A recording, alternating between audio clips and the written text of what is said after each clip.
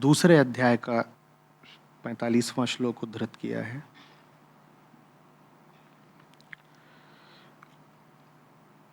हे अर्जुन,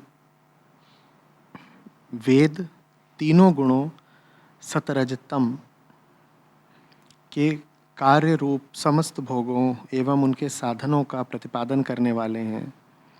इसलिए तुम उन भोगों एवं उनके साधनों में आसक्तिहीन, हर्ष शोक आदि द्वंद्वों से रहित नित्य वस्तु परमात्मा में स्थित योग क्षेम में स्थित और आत्मपरायण बनो।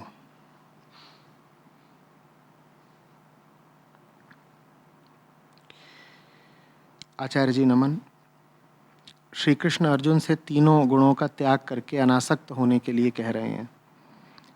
मेरा प्रश्न है कि एक तरफ तो श्री कृष्ण सतोगुण की प्रशंसा करते हैं और दूसरी तरफ तीनों गुणों के त्याग के लिए कहते हैं, तो क्या सतोगुण का भी त्याग किया जाए और कैसे? कृपया मार्गदर्शन करें।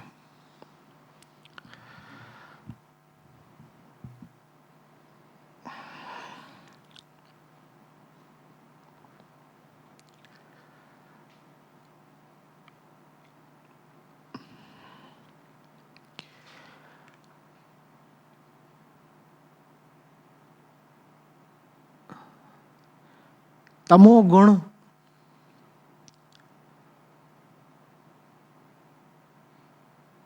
तुम्हारे घर के बिस्तर की तरह है।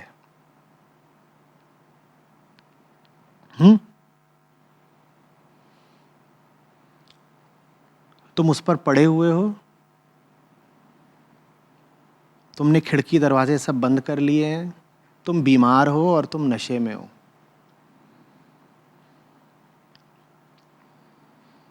बिस्तर बहुत उम्दा है और बिस्तर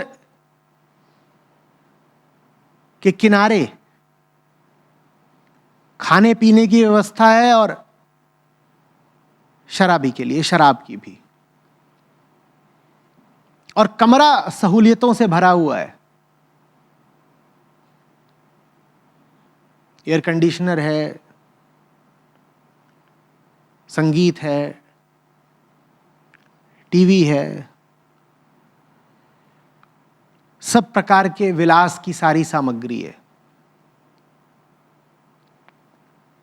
और दरवाजा बंद है। ये तमोगुण है। तुम बीमार हो और तुम बीमारी में खुश हो।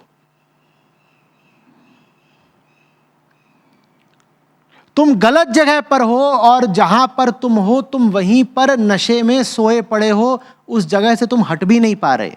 ये तमोगुण है।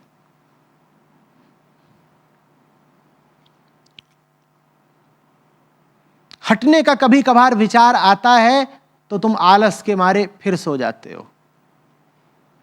कभी थोड़ी अनासक्ति उठती है, वितृष्णा उठती है, तो उससे ज्यादा तुम्हें प्रमाद उठता है।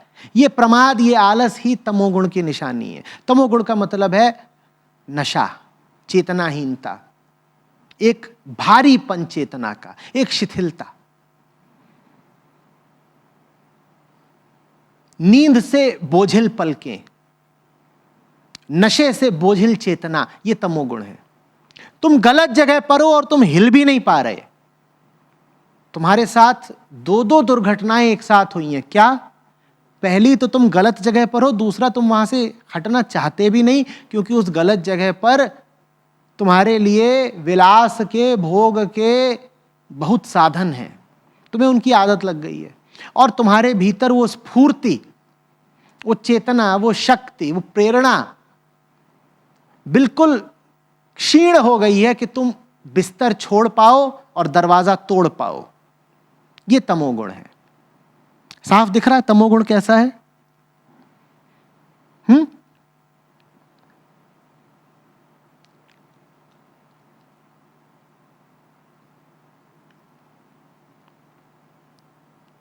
रजोगुण तब है जब तुम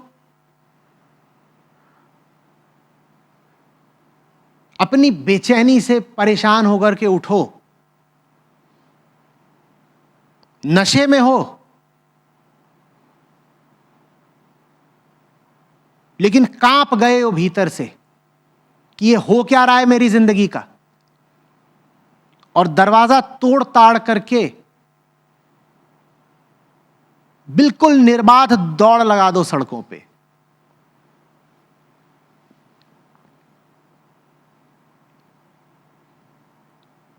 जो पहला आदमी मिले उसी के पांव पकड़ लो, बोलो बचाओ, कुछ भीतर बहुत खतरनाक हो रहा है, दम घुट रहा है। वो आदमी तुम्हें देखे और समझ जाए कि ये बेहोश भी है, बेवकूफ भी। वो तुमसे कहे हाँ हम तुम्हारी मदद करेंगे, पर पहले कुछ अग्रिम राशि देना थोड़ा, और तुम्हारी जेब में जो कुछ भी है वो निकाल के रख ले, और फिर तुमको कुछ बताए उपाय, और वो उपाय तुम्हारे काम ना आए। जब तक तुम आदमी को देखो तो आगे निकल चुका है, और तुम पहले की तरह ही परेशान। तुम फिर भागो, आगे जाते हो, वहाँ एक दुकान खुली हुई है, वहाँ जाकर के तुम रो पड़ते हो, कहते हो मुझे बचाओ, मुझे कुछ चाहिए, मैं नहीं जानता मुझे क्या चाहिए, मेरा सर घूम रहा है, मैं नशे में हूँ, मैं कुछ समझ नहीं पा रहा हूँ, और मैं बहुत व्यथित हूँ, मुझे बचाओ। वो कहता है अरे हम हैं ना, इसीलिए हैं बिल्कुल, लो ये चखो, ये हमारी खास बूटी है, ये तुम्हारे काम आएगी। तुम उसको चखते हो, वो तुमको सुस्वादु भी लगती है, कुछ लाभ भी लगता है, हो रहा है। तुम कहते हो बिल्कुल ठीक जगह मिल गई, इसी की तो तलाश थी, तुम्हें ही चाहते थे हम, और ये जो कुछ भी आपने दिया थोड़ा और दीजिए, हमें चाहिए। वो कहता है देखो जितना अभी दिया उतना तो मुफ्त था, आगे अगर और चाहिए तो दाम चुकाने पड़ेंगे, और देखो ये चीज़ अच्छी है, ये तो तुम खुद ही प्रमाणित कर चुके हो, काम आ रही है ना। तुमने कहा हाँ बिल्कुल काम आ रही है, अभी इसको हमने चखा और इससे हमें फ़ायदा हुआ। कहता है देखो आगे की चीज़ तो तब मिलेगी जब तुम मेरे यहाँ मजदूरी करना शुरू कर दो। मैं तो बिल्कुल मजदूरी करेंगे, तो महीने भर मजदूरी करो, महीने भर के बाद 2 किलो बूटी दूंगा तुमको। मैं तो ठीक, तुम महीने भर वहाँ पर जान लगा करके मेहनत करते हो, महीने के अंत में तुम्हें बूटी मिलती है, और जिस दिन बूटी मिलती है तुम बिल्कुल लाजवाब हो जाते हो, लगता है तर गए आज, छुट्टी मनाते हो। बूटी का प्रभाव चलता है 2 दिन 4 दिन, फिर तुमको समझ में आता है कि ये तो हालत पहले ही जैसे हो रही है। तुम जाते हो दुकानदार के पास, कहते हो कुछ बात बन नहीं रही है, बूटी। बोलता है अरे तुमने काम कम करा ना, इसलिए तुमको बूटी कम मिली है, तभी तो 2-3 दिन ही चली। अब एक काम करो, तुम रगड़ के मेहनत करो, इस महीने तुम्हें और बूटी देंगे, तुम्हारी तरक्की करेंगे, और मेहनत करो। तुम और मेहनत करते हो लग करके, तुम्हें इस बार 1-2 किलो की जगह 4 किलो बूटी देता है। इस बार बूटी का असर चलता है 5 दिन। फिर तुम उसके पास जाते हो, कहते हो देखो जिंदगी में ऐसे ही कुछ नहीं मिलता, नो गेन विदाउट पेन। अरे मेहनत तो कर, यहां सब लोग मेहनत करते हैं तभी तो आगे बढ़ेंगे, तू भी मेहनत कर। तुम कहते हो जी मेहनत करूंगा। बोलते बढ़िया, तू परफॉर्मेंस निकाल के दिखा। कहते जी तुम और रगड़ के मेहनत करते हो, इस बार वो तुमको 5 किलो बूटी देता। 2 किलो दी थी, 2 दिन चली, 4 किलो दी थी, 4 दिन चली, 5 किलो दी तो 5-5.5 दिन चली। ऐसे ही तुम करते जाते हो, करते जाते हो, करते जाते हो, जिंदगी बीतती जाती है, साल गुजरते जाते हैं। ये रजोगुण है।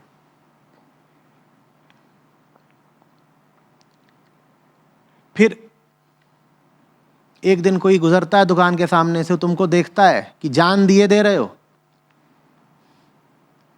घिस घिस के लंगूर हो गए हो। वो कहता है कर क्या रहे हो ये, तुम्हें इस दुकान की नहीं अस्पताल की जरूरत है, मेरे साथ आओ। तुम्हारा भी दुकान से कुछ मोहभंग हो चुका है, क्योंकि 10-20 साल गुजार लिए हैं दुकान में, और मेहनत कर करके खूब तरक्की कर करके दुकान के बड़े पद पर आसीत हो गए हो। लेकिन बूटी तुम्हें कितनी भी दे दी जाए उसका असर चलता कुछ दिन ही है, तो तुम भी कहते हो कि कुछ और अगर आजमाने को मिल रहा है तो क्यों ना आजमा ही लें। बोले तो बताइए कहाँ चलें? बोलते हैं आओ एक अस्पताल है वहाँ चलो। तुमको ले जाया जाता है, अस्पताल में दाखिल करा दिया जाता है। अस्पताल में तुम्हारा उपचार होने लगता है, बिस्तर मिल जाता है, दवाएं मिल जाती हैं, बड़ी राहत मिलने लगती है। क्या दवाएं हैं, क्या राहत देती हैं, वाह बढ़िया लग रहा है, जिंदगी चल रही है। यहाँ के लोग भी जालिम और कमीने जैसे नहीं दिखते, लोग भी मृदु हैं, नर्म हैं, मददगार जैसे दिखते हैं। तुम कहते हो बढ़िया जगह मिल गई है, खाने पीने की बढ़िया व्यवस्था है, प्रेमी लोग हैं।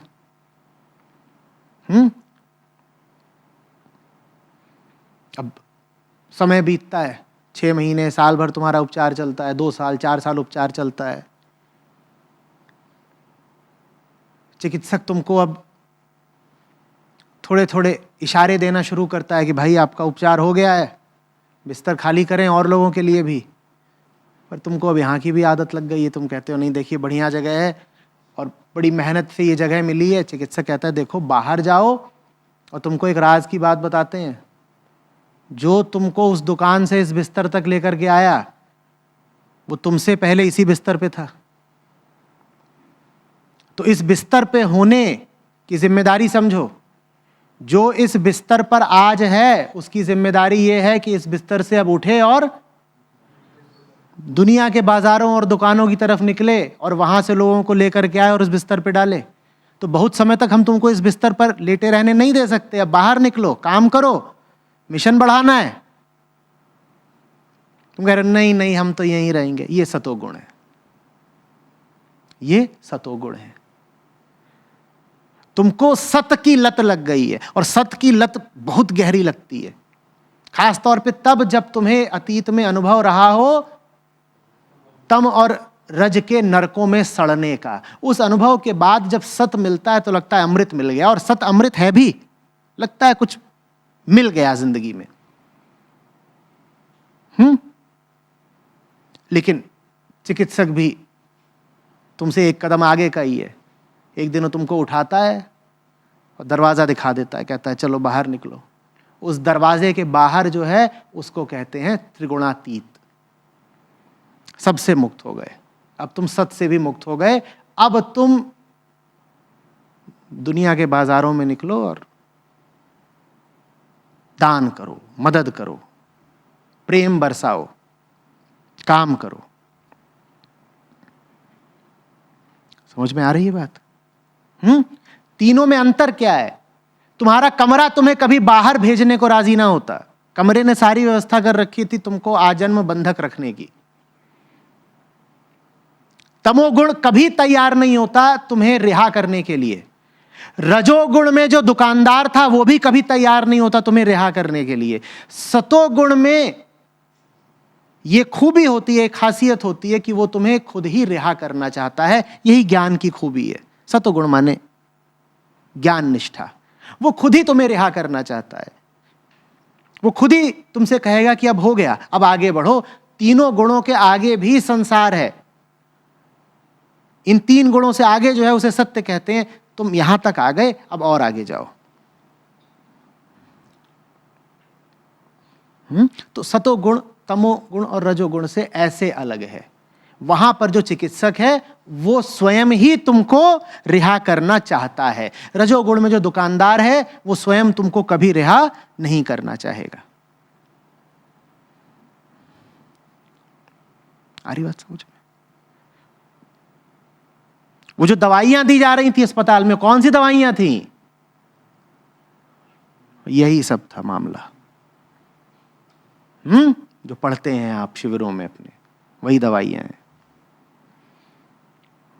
और जो विधियां और सब काम करते हैं।